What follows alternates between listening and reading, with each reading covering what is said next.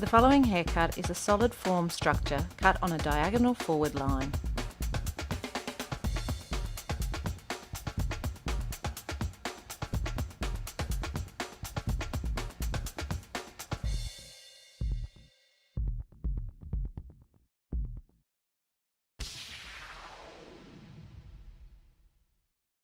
Our head position for this haircut will remain upright. However, you should check with your supervisor as to the position that they prefer. The distribution of the hair, that is the combing pattern, will be in natural fall. The projection, or the angle that the hair is held in relation to the head form while cutting, will be 0 degrees. Our guideline for this haircut will be stationary. Our cutting line will be diagonal forward, and our hand action will be palm down. Prior to beginning this haircut, check with your supervisor as to the amount of length to remove. In this haircut, we will be using both primary and secondary partings. Our primary partings will be centre forehead to centre nape and centre ear to centre ear. If we put our comb on the top of the head in a balanced manner, this will allow us to determine the apex of the head, or the highest point of the head. Our primary parting from ear to ear should pass through this point. Our secondary partings for this haircut will be diagonal forward line. We will be using the wide end of the comb to make sure that we have no tension on the hair while we are cutting. It is recommended that the wide end of the comb be used when cutting solid form to avoid graduation at the perimeter line. To begin this haircut, split your section in two. Comb the hair that you will not be cutting out of the way.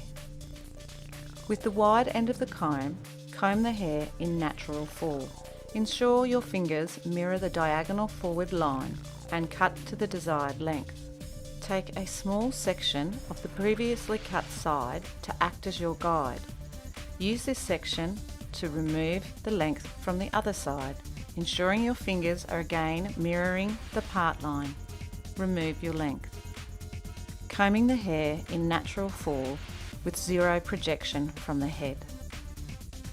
Remember to not cut past your second knuckle to avoid any nicks or cuts to your fingers. To check that both sides are even, draw the hair into the centre of the nape.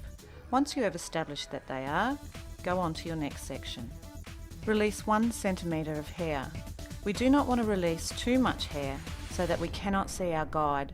Ensure that your hair is evenly dampened down. This will avoid uneven shrinkage and a possible uneven haircut result.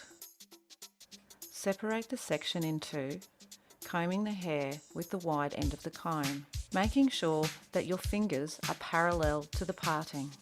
Ensure that you can clearly see your guide prior to cutting the hair.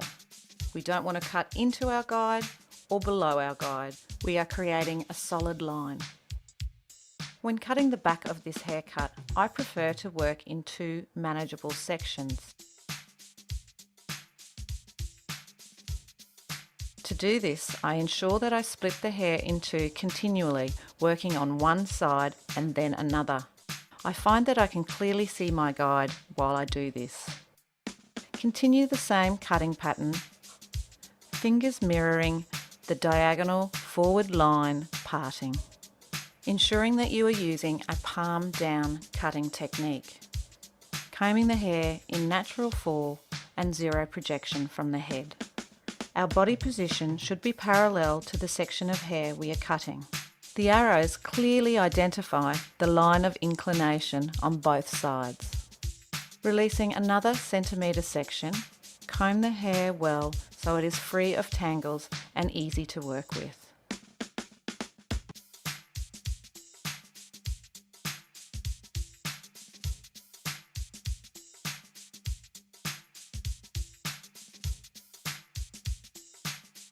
Ensure that you are combing the hair with little to no tension. This will avoid the hair jumping upwards and distorting the perimeter line after the hair has been released. Keep the hair evenly dampened down.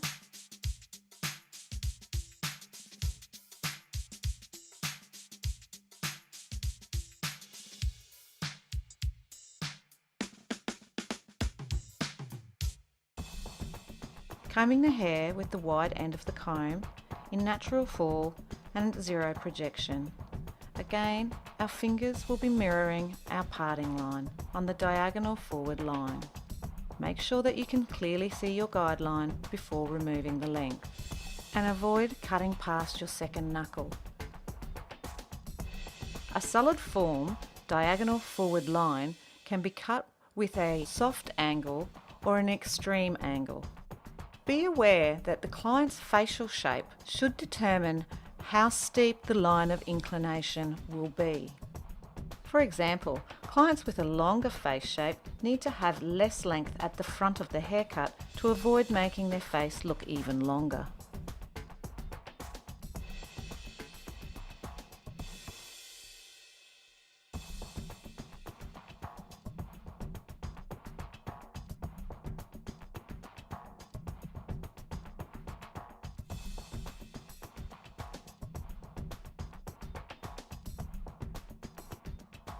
Prior to moving on to your next section, ensure your lengths are even. Continue the same cutting procedure until the crest of the head. The crest is the widest area of the head and it separates the interior from the exterior.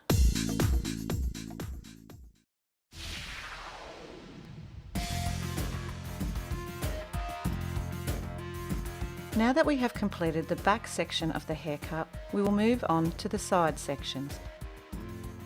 Prior to commencing the sides of the hair, we will need to section correctly. In order to do this, we will take a 1 centimetre section on a diagonal forward line. I like to take this section slightly back into the previously cut back section. This allows me to have a clear guideline from the back section into my side section. We will need to let equal amounts of the hair down on either side of the head. Combing the hair with the wide tooth of the comb, comb the hair in natural fall with zero projection. Ensure that your fingers are mirroring your parting line. Be aware of your guide from the back section of the haircut.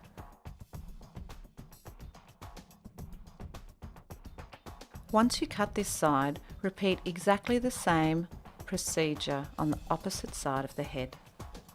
We cut these two sections first to make sure that both sides are even, prior to completing one entire side. Check that both lengths are even by drawing the hair to a central point underneath the chin. Taking another centimetre section, comb the hair with the wide end of the comb. Ensure that you are combing the hair in natural fall. Fingers need to remain parallel to the parting on the diagonal forward line. We continue with our palm down cutting technique. It's important to remember not to cut past your second knuckle to avoid any nicks or cuts to the hand. Make sure you can clearly see your guideline before you remove the length.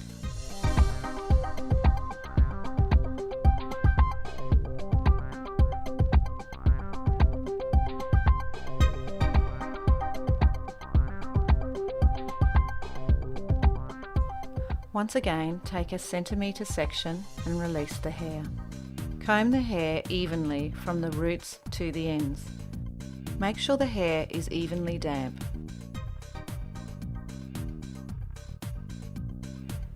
Continue cutting on the diagonal forward line. Make sure that you can clearly see your guideline before removing the length and that your fingers are remaining parallel to the diagonal forward line parting.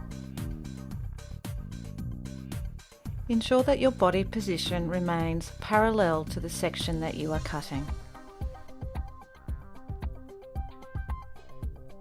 With this next section, we need to be aware of the recession area of our hairline.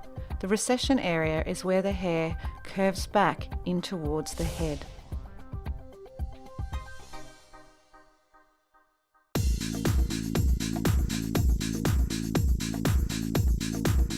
Ensure that the hair remains evenly dampened. Comb the hair well from roots to ends. checking for your guideline, and then remove your length. To allow for this, slightly drag the hair back from the face while you are cutting.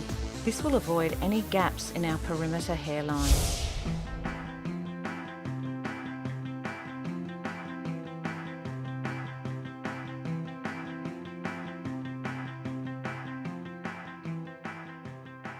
Continue the same cutting procedure until you reach the top of the head.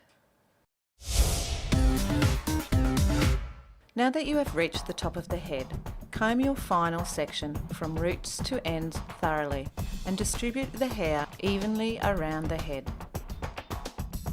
Comb the hair in natural fall using zero projection.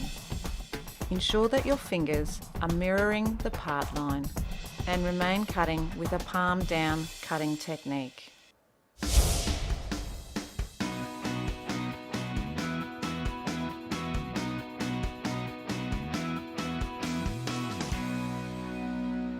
This side view clearly shows the line of inclination, showing an increase in length towards the front.